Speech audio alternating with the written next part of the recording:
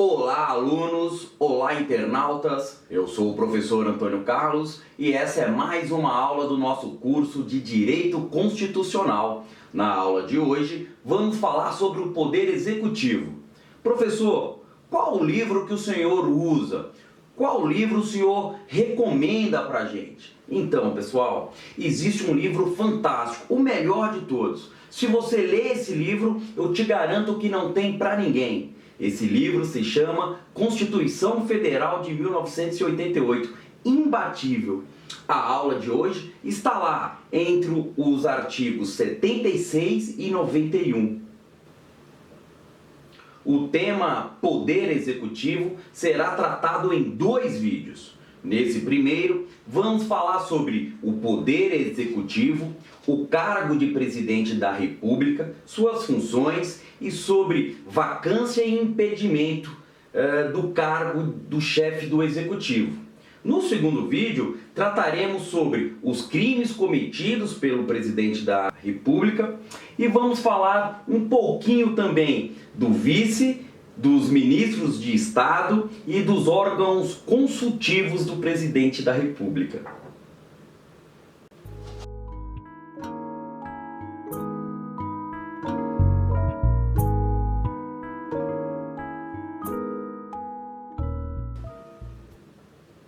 Segundo o próprio termo, o poder executivo é o poder que executa, isto é, a parte dos 3 poderes que põe em prática assuntos previamente deliberados pelo legislativo. O poder atua com o privilégio de representar os cidadãos, de modo a tirar do papel os direitos e deveres e fazê-los ser cumpridos. Se observarmos lá o artigo 76, vai dizer assim: o poder executivo é exercido pelo presidente da República, auxiliado pelos ministros de Estado. No Brasil, a chefia do poder executivo, então, está a cargo do presidente da República, tendo em vista a adoção do sistema presidencialista, que exerce tanto as funções de chefe de governo como de chefe de Estado, com o auxílio do vice-presidente e dos ministros de Estado. O mandato do presidente da República é de 4 anos e terá início em 1º de janeiro do ano seguinte ao da sua eleição, podendo ser reeleito por um único período subsequente, conforme a Emenda Constitucional 16 de 97. O cargo de presidente e vice-presidente da República é privativo aos brasileiros natos, maiores de 35 anos, em pleno exercício dos direitos políticos, além de terem domicílio eleitoral na circunscrição, serem filiados a partidos políticos e alistados eleitoralmente, não podendo ser inalistáveis, nem analfabetos e nem inelegíveis, nos termos do artigo 14, parágrafo 7º da Constituição. As eleições serão realizadas no primeiro domingo de outubro em primeiro turno e no último domingo de outubro em segundo turno, se houver, do ano anterior ao término do mandato. Está lá no artigo 77. E será considerado eleito o candidato que obtiver a maioria absoluta dos votos, não computados os votos em branco e os votos nulos.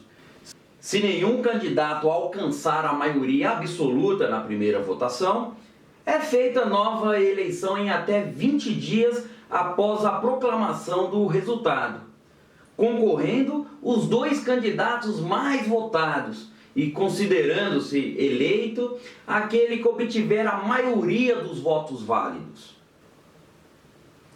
Cuidado aqui!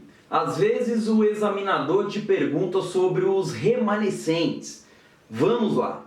Sobre os candidatos remanescentes, você guarda que será convocado o mais votado em caso de morte, desistência ou impedimento legal de candidato. E no caso de mais de um candidato com a mesma votação, qualifica o mais velho. ou, segundo a lei, o mais ancião. Lembrando que as mesmas regras eleitorais se aplicam aos governadores e aos prefeitos.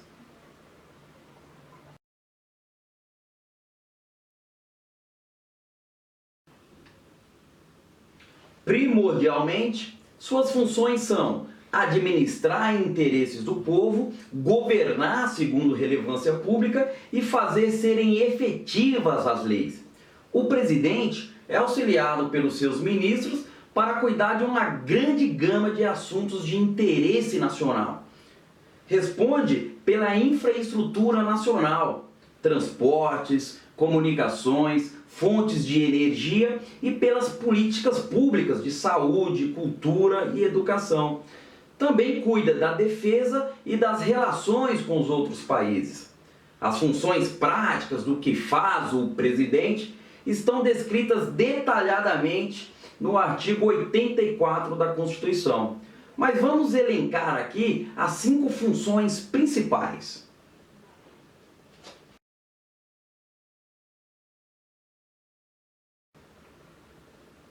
Gestão federal. O presidente deve gerir toda a organização da administração federal.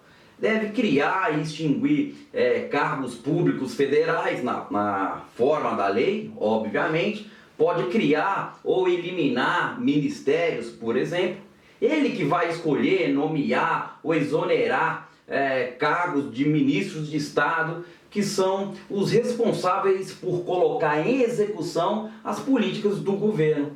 É o presidente que faz as nomeações de cargos de grande relevância nacional, como comandante das Forças Armadas, ministros do STF e dos outros tribunais superiores, lógico, em caso de morte ou aposentadoria, além de presidente e diretores do Banco Central, Procuradoria-Geral da República, entre outros.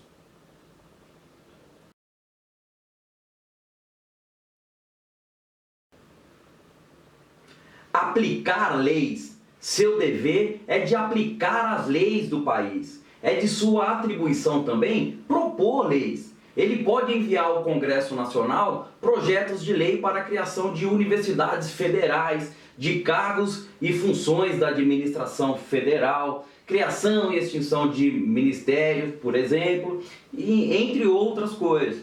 O presidente também, pessoal, tem o poder de veto. É a única pessoa que pode emitir também medidas provisórias. Só lembrando que as MPs podem ser objeto do controle de constitucionalidade pela via concentrada, exercido pelo STF.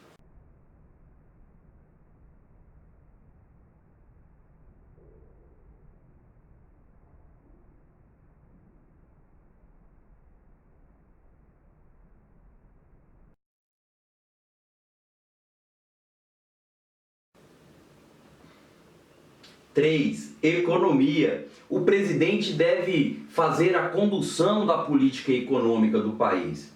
Ele deve implementar a política fiscal, ou seja, a forma como se arrecada e se aplica o dinheiro público.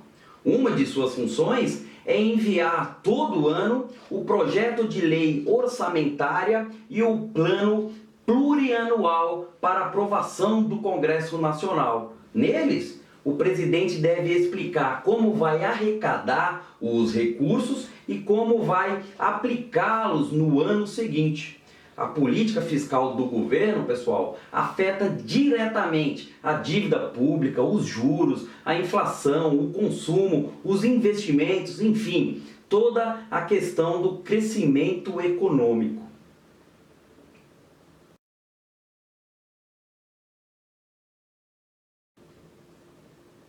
4. Defesa e segurança nacional. O presidente da República define ali as políticas de defesa e segurança e exerce o comando supremo das Forças Armadas do país.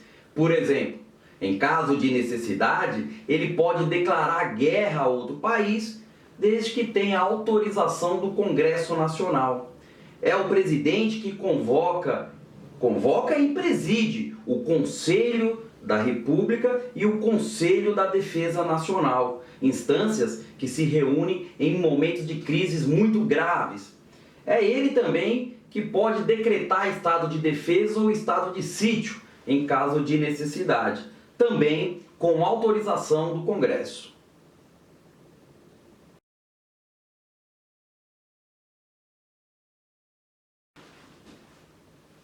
E 5. Política externa. O presidente tem funções importantes para a política externa do país.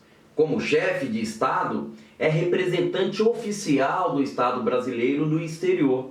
Ele também nomeia o ministro das Relações Exteriores, que é responsável pela estratégia internacional do país.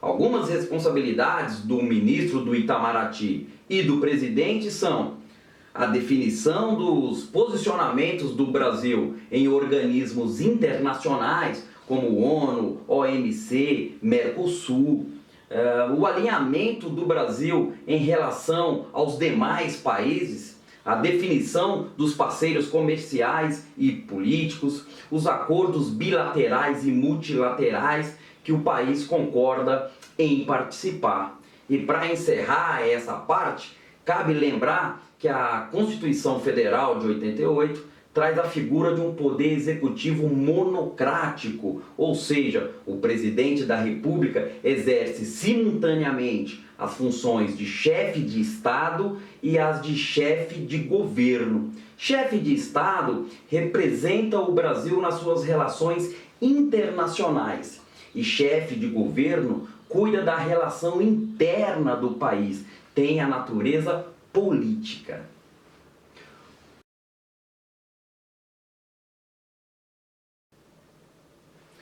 Antes de começar essa parte, você precisa saber o que significa esses dois termos. Vamos lá. Impedimento é a impossibilidade do chefe do Poder Executivo de exercer suas funções temporariamente. Por exemplo, em caso de viagem, de doença, de férias. Já a vacância é a impossibilidade de ocupar o cargo em caráter definitivo, como nos casos de cassação, de renúncia ou de morte. E aí é importante entendermos a linha sucessória do cargo do presidente da República, que está lá, prevista no artigo 79 caput, culminado com o artigo 80, onde vamos ter o substituto natural, que é o vice-presidente, e os substitutos eventuais ou legais, que são presidente da Câmara dos Deputados, o presidente do Senado Federal e o presidente do STF.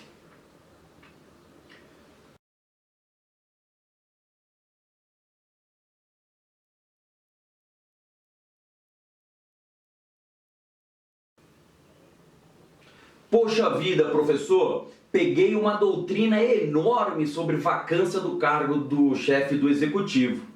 Excelente, leia sempre a doutrina. Mas vou te dar 5 informações diretas que vão salvar a sua vida. Quer ver? Vamos lá, olha. Vagando os cargos de presidente e vice-presidente, será feita a escolha de novos membros para o término do mandato. Como? Vagando os cargos de presidente e vice-presidente, será feita escolha de novos membros para o término do mandato. Se a vacância for nos 2 primeiros anos de governo, há eleição direta em 90 dias após vago o último cargo. Se a vacância for nos 2 últimos anos de governo, a eleição será indireta, cabendo a escolha ao Congresso Nacional, no prazo de 30 dias após vago o último cargo. Os eleitos para os cargos presidenciais deverão apenas complementar o período de seus sucessores, exercendo o denominado mandato tampão. Vagando o cargo de vice-presidente, não será feita nova eleição.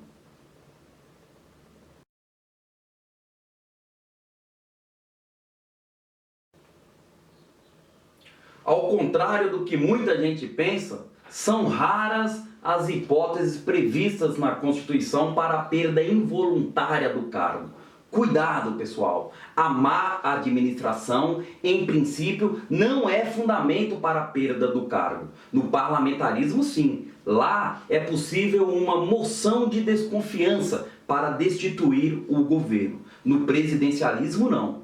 O chefe do Poder Executivo perderá o cargo em 3 situações.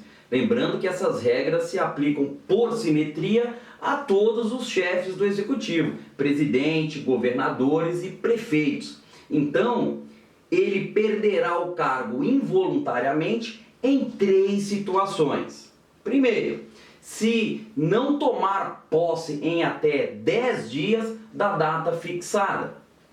2. Se ausentar-se do país por mais de 15 dias sem autorização do Poder Legislativo. E 3. No caso de condenação por crime de responsabilidade. Veja que a parte mais grave aqui é a de condenação por crime de responsabilidade. O que será assunto para a nossa próxima aula. Aula em que trataremos sobre os crimes cometidos pelo presidente da República, o processo de impeachment e muito mais. Continue conosco, um abraço e até a próxima aula.